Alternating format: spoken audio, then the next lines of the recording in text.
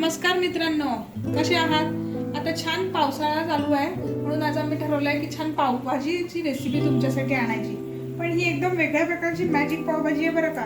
चला तर मग बघूया छान पावभाजीची रेसिपी. त्याच्यासाठी आम्ही काय केलंय, इथे 2 टमाटे घेतलेले, 2 कॅप्सिकम, ढोबळी मिरची, गोबी घेतलाय मी एवढा, पण याच्यातला अर्धाच वापरणार आहे, एवढा लागणार नाहीये. 2 कांदे, 2 बटाटे आणि मटर घेतलेले आहे. तुम्ही फ्रोझन मटर पण घेऊ शकतात, पण या दिवसात मटर खूप छान मिळतात त्यामुळे ताजे मटर घ्यायचे.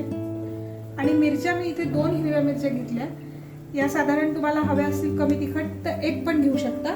चला तर मग बनवूया आपण छान मस्त. आणि लसणाच्या 8 ते 10 पाकळ्या सोलून घेतल्या आणि आपण अशा भाज्या छान चिरून घेतल्या. या पावभाजीची एक मॅजिक अशी आहे, आम्ही याला नाव याच्यासाठी दिलंय मॅजिक पावभाजी, की आपण भाज्या फार बारीक चिरायच्या नाहीये, छान ओबडधोबड चिरून घ्यायच्या मोठ्या मोठ्या, तरी ते पटकन शिजतात, 10 मिनिटात होते. चला तर मग करूया पावभाजी.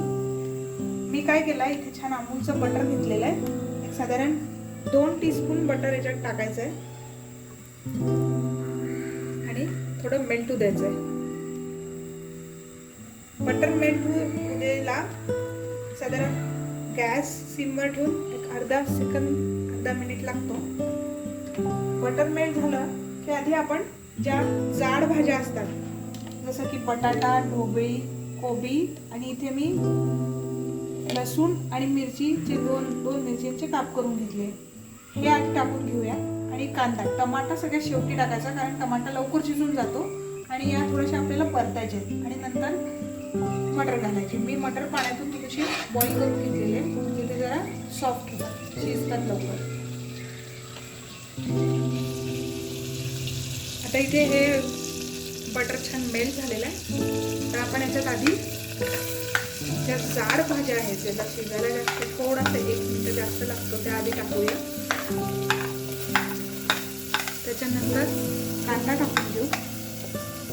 मी कांदा इथे थोडा बारीक चिरून घेतला, कारण कांदा शिजायला वेळ लागतो. साधारण 2 मध्यम आकाराचे कांदे मी घेतले होते. क्वांटिटी वाढवायची असेल, लोक जास्त असतील तर मटेरियल जास्त घ्यायचं.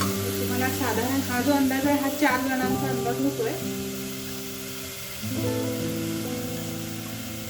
हे कांदा छान बारीक करून घेतलाय आणि नंतर टाकूयात मटर. मटर साधारण 2 वाटी घेतलेले, मटर जास्त घेतले आहेत कारण त्याची चव खूप छान येते.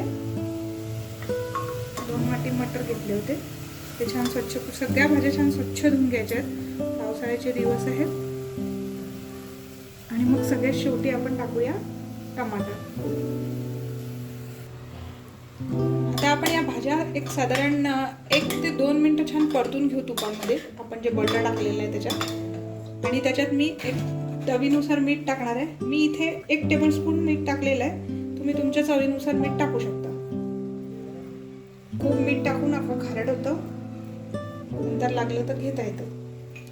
आणि आपण याला साधारण अंदाजे 2 मिनिटं याला छान परतून घेऊ, म्हणजे बटरमध्ये ते छान असे कांदे थोडेसे ब्राउनिश होतात आणि बाकीच्या भाज्यांना छान पाणी सुटल्यासारखं होतं आणि ते छान असं परतलं जातं, त्याच्यामुळे त्याला थोडा क्रिस्पीनेस येतो.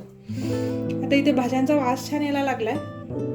2 मिनिटं झालेली आहे परतून, पण थोडासा हाय गॅस फ्लेमवर करून याच्यात साधारण एक इतकी लेअर, म्हणजे 1 ग्लास किंवा एक छोटा, तुम्हाला दाखवते आता, या ग्लासनी मी साधारण अर्धा ग्लास पाणी टाकणार याच्यात. आणि मग आपण याला लीड लावून एक 3 ते 4 शिट्ट्या येऊ देऊ, म्हणजे ही भाजी पटकन शिजते. चला तर मग करूया. हे पाहता, इथे हे छान शिजून 2 मिनिटं झालेले आहे. भाज्या अशा छान अर्धवट शिजल्यासारख्या झालेल्या आहे 2 मिनिटात बटरमध्ये. आपल्याला इथपर्यंत करून घ्यायचं आहे. आणि याच्यात साधारण कुकरमध्ये खूप नाही शिजू द्यायचं, पातळ नाही करायचे, नंतर पाणी टाकू आपण जर आपल्याला जास्त पातळ हवी असेल तर. पण सध्या मी इथे फक्त या भाज्या शिजण्या इतकं पाणी टाकलंय, ऑलमोस्ट अराउंड 1 ग्लास. या ग्लासनी एवढं 1 ग्लास पाणी मी याच्यात टाकलंय, म्हणजे त्याला कुकरला फक्त 3 ते 4 शिट्ट्या, 3 शिट्ट्यांमध्ये बटाटा शिजतो. 3 शिट्ट्या आपल्याला काढायच्या आणि याच्यातच आम्ही हा मसाला टाकणार आहे. पावभाजी मसाल्याची रेसिपी आम्ही व्हिडिओत सांगितली आहे, तो साधारण 2 टेबलस्पून घेतलेला आहे. थोडंसं स्पायसी हवं असेल तर 3 टेबलस्पून घ्या. तुम्ही व्हिडिओ नक्की बघा.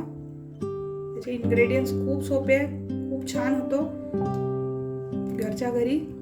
आता आपण याला छान स्टिअर करून घेऊ आणि लीड लावून साधारण 3 ते 4 शिट्ट्या येऊ देऊ, म्हणजे बटाटा शिजला इतकं.